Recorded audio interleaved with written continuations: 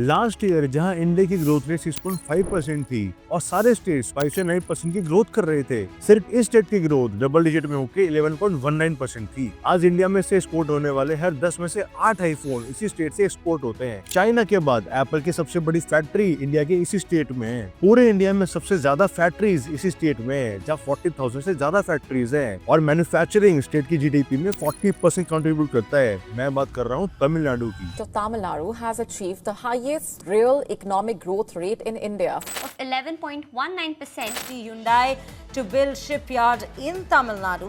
एक तरफ जहाँ सोशल मीडिया पे हर जगह गंदगी, स्कैम्स, ट्रैफिक, धर्म के नाम पे लड़ाई की वीडियो आती है, इंडिया में तमिलनाडु एक ऐसा स्टेट बन गया है जहाँ पे इनकम, हेल्थ, एजुकेशन सभी के नंबर्स बाकी स्टेट्स को एक तरफा बीट कर रहे हैं। इस वीडियो में हम बाकी स्टेट्स को खराब नहीं बोलेंगे, बल्कि ये जानने की कोशिश करेंगे कि तमिलनाडु ने क्या सही किया और बाकी स्टेट्स कहाँ पीछे रह गए। और वीडियो के एंड तक पहुँचते पहुँचते आप खुद से सवाल करने लगोगे कि अगर मैं तमिलनाडु में पैदा होता तो मेरी जिंदगी कितनी अलग होती। आओ जानते हैं।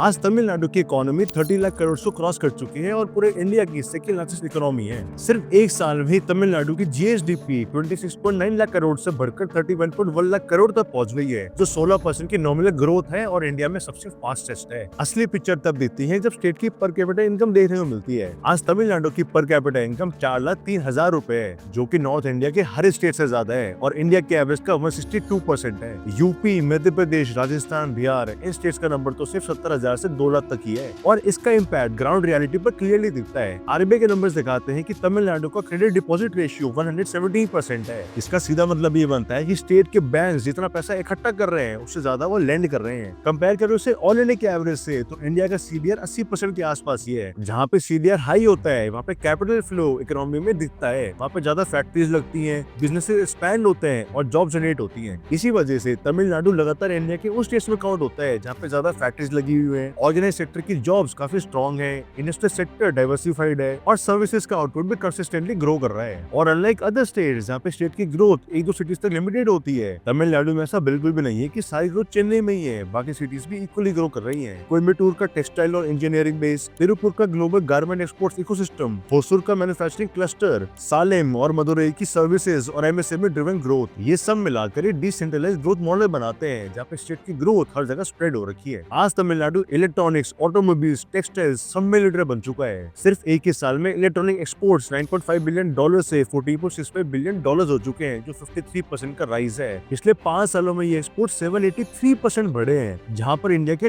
टोटल इलेक्ट्रॉनिक एक्सपोर्ट में 42% शेयर तमिलनाडु का है, व्हिच इज इनसेन। और इसको समझने के लिए तमिलनाडु के पॉलिटिशियंस का विजन समझना बहुत जरूरी है। इंडिया पहले एक एग्रीकल्चर इकोनॉमी था, जहाँ पे 70 से 80% इंडियंस एग्रीकल्चर में इन्वॉल्व थे। जब 1991 में हमारी इकोनॉमी पूरी दुनिया के लिए खुली तो बड़ी बड़ी कंपनीज इंडिया में आई और इंडिया पूरे वर्ल्ड का सर्विस कैपिटल बन गया, जहां लो कॉस्ट में और कम टाइम में इंडिया आईटी सर्विसेज प्रोवाइड कर रहा था। लेकिन तमिलनाडु ने डिफरेंट रूट चूज किया, जहां पर ना उसने एग्रीकल्चर चूज किया ना सर्विसेज, बल्कि बीच का रूट चूज किया, मैन्युफैक्चरिंग। इट अंडरस्टूड कि एक एग्रीकल्चर वर्कर को सर्विस वर्कर में कन्वर्ट करने के लिए पैसा और टाइम दोनों बहुत ज्यादा लगता है, जो कि फीजिबल नहीं है। इसीलिए तमिलनाडु में इंडस्ट्री क्लस्टर्स बने, स्पेशल इकोनॉमिक जोन्स बने और तमिलनाडु गवर्नमेंट ने इंटरनेशनल कंपनीज को तमिलनाडु में आके मैन्युफैक्चरिंग करने के लिए एंकरेज किया, ताकि उनकी सिटीजन्स के लिए जॉब्स क्रिएट हो। आज पूरे वर्ल्ड में हर एक कंट्री मैन्युफैक्चरिंग के बेसिस पे बड़ी बनी है। चाइना को देख लो, चाइना इतना बड़ा सुपर पावर इसलिए बना है क्योंकि पूरे वर्ल्ड का 30% मैन्युफैक्चरिंग शेयर चाइना के पास है और तमिलनाडु ने भी वही पाथ चुना। फोर्ड, ह्यूंडई, नोकिया, सैमसंग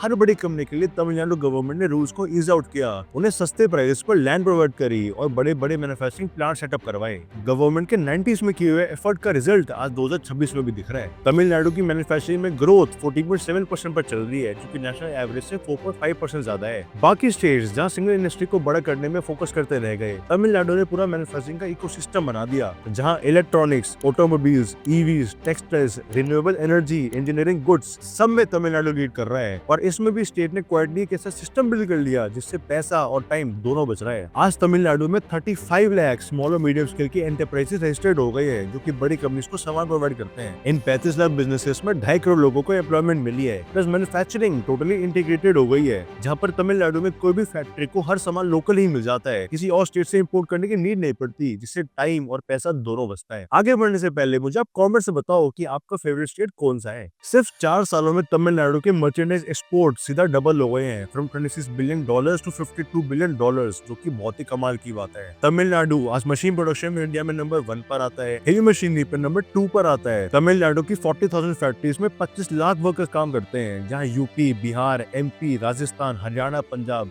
हर जगह से वर्कर्स आते हैं for better wages and stable jobs. Economist इसे रिवील्ड प्रेफरेंस कहते हैं। जब एक इंसान अपना घर, परिवार, अपनी लैंग्वेज, अपने कल्चर को छोड़ के दूसरी स्टेट में जाता है, इसका मतलब है कि वहाँ पे अपॉर्चुनिटीज काफी रियल है, उसको वहाँ पे कमाई मिल रही है। और इन अपॉर्चुनिटीज को तमिलनाडु ने कैसे डेवलप किया, उसके लिए तमिलनाडु का मॉडल समझना पड़ेगा। आओ देखते हैं।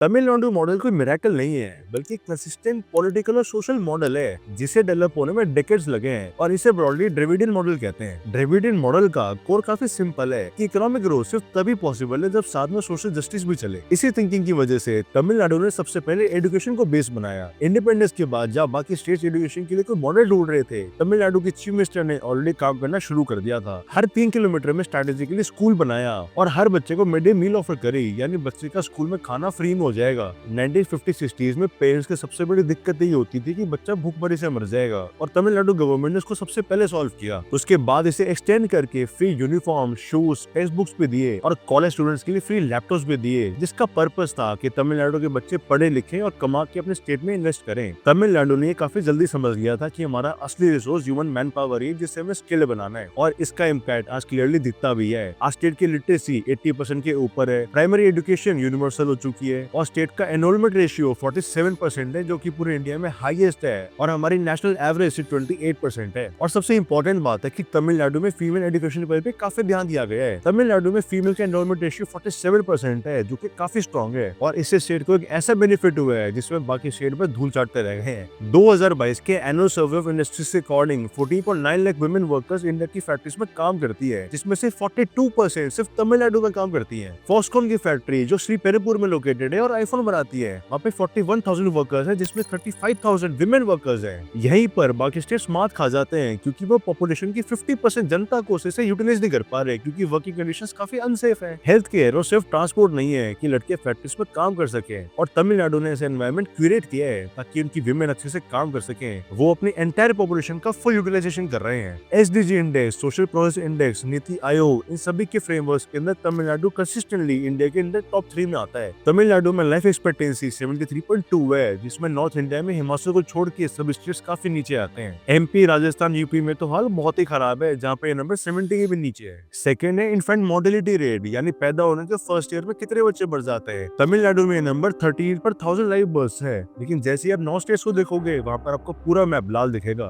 हर जगह नंबर 20 के ऊपर है, जिस वजह से हमारी नेशनल एवरेज वो भी बिगड़ गई है। इसी तरह तमिलनाडु की मैटरनल मोर्टेलिटी रेट वो भी 58 है, जबकि नॉर्थ इंडियन स्टेट जैसे पंजाब, राजस्थान, यूपी, उत्तराखंड हर जगह 100 से ऊपर है। इसीलिए इंडिया का मैप नीचे की तरफ ब्लू है, जहाँ पर ये रेंज अंडर 70 है, और ऊपर सारा रेड अबव 100। और ये सारे आउटकम्स कोई कोइंसिडेंस नहीं है, बल्कि स्ट्रक्चर्ड सिस्टम है। नीति आयोग के हेल्थ इंडेक्स में तमिलनाडु का स्कोर 64 है, जो कि पूरे इंडिया में टॉप 3 में आता है, और इस इंडेक्स में इतने बड़े लेवल के स्टेट में सिर्फ तमिलनाडु ही है जहाँ पे सिस्टम बैलेंस्ड है। और ये सारे स्टैटिस्टिक्स और डेटा इसलिए इतने अच्छे हैं क्योंकि यहाँ के पॉलिटिशियंस का काम काफी अच्छा है, जो कि इंडिया में बोलते हुए काफी अजीब सा लगता है। यहाँ पर पॉलिटिकल हार्मनी काफी स्ट्रॉन्ग है। तमिलनाडु में मेनली 2 पार्टीज है, DMK और AIDMK, जो 1960 से ऑल्टरनेटिवली पावर में आती जाती हैं, लेकिन दोनों ही पार्टी का फोकस हमेशा ग्रोथ और डेवलपमेंट पर रहा है। एक पार्टी के हटने के बाद दूसरी पार्टी उसी ग्रोथ को लगातार कंटिन्यू करती है, ना कि उस प्रोजेक्ट को बंद करती है, जो कि बाकी इंडिया में बहुत बड़ी दिक्कत है। तमिलनाडु इंडस्ट्रियल डेवलपमेंट कॉर्पोरेशन के वाइस चेयरमैन बताते हैं कि डेमोक्रेसी में रूलिंग पार्टी हर 5 साल में चेंज होती है, लेकिन एक इंडस्ट्रियल प्लान को सक्सेसफुल होने में कम से कम 40 से 50 साल लगते हैं। और अनलाइक अदर स्टेट्स, यहाँ पर दोनों ही पार्टीज एक दूसरे के डेवलपमेंट को ऑनर करती है। इकोनॉमिक ग्रोथ को वो बिजनेस की तरह देखते हैं, ना कि पॉलिटिक्स। मतलब इंडिया में ये बोलते हुए भी थोड़ा अजीब ही लगता है कि ऐसा स्टेट भी है जहाँ पे पॉलिटिशियंस अच्छा काम कर रहे हैं। तमिलनाडु ने 2021 से अभी तक 10 लाख करोड़ के MOU साइन किए हैं, और सबसे हैरानी की बात, इसमें से 77% प्रोजेक्ट ऑलरेडी ग्राउंड पर आ भी गए हैं, सिर्फ पेपर पे नहीं है। इसीलिए स्कॉलर्स और एक्सपर्ट्स कहते हैं कि तमिलनाडु उन गिने चुने स्टेट्स में है जहाँ पे ग्रोथ और एक्टिविटी दोनों अचीव हुई है।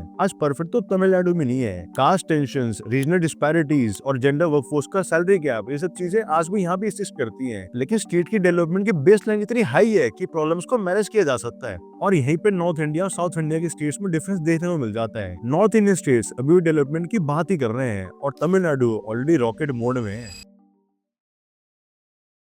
आज तमिलनाडु में पैदा हुआ इंसान ज्यादा लंबा जीता है, ज्यादा लिटरेट है, ज्यादा कमाता है, सेफ है, बेटर वर्क एनवायरनमेंट में काम करता है और इंडिया की ग्रोथ स्टोरी में कंट्रीब्यूट भी करता है। इसीलिए सवाल ये नहीं है कि तमिलनाडु परफेक्ट है या नहीं, असली सवाल ये है कि तमिलनाडु का मॉडल बाकी स्टेट्स का फॉलो करेंगे या फिर ये गैप ऐसे ही अगले 20 साल में बढ़ता रहेगा। आपको क्या लगता है? Tell me in the comments below. जाने से पहले चैनल को सब्सक्राइब करते जाओ। मैं और मेरी टीम आपके लिए हर हफ्ते ऐसी वीडियोस लेकर आते हैं, तो subscribe to the channel and hit the bell button. मिलता हूँ नेक्स्ट वीडियो।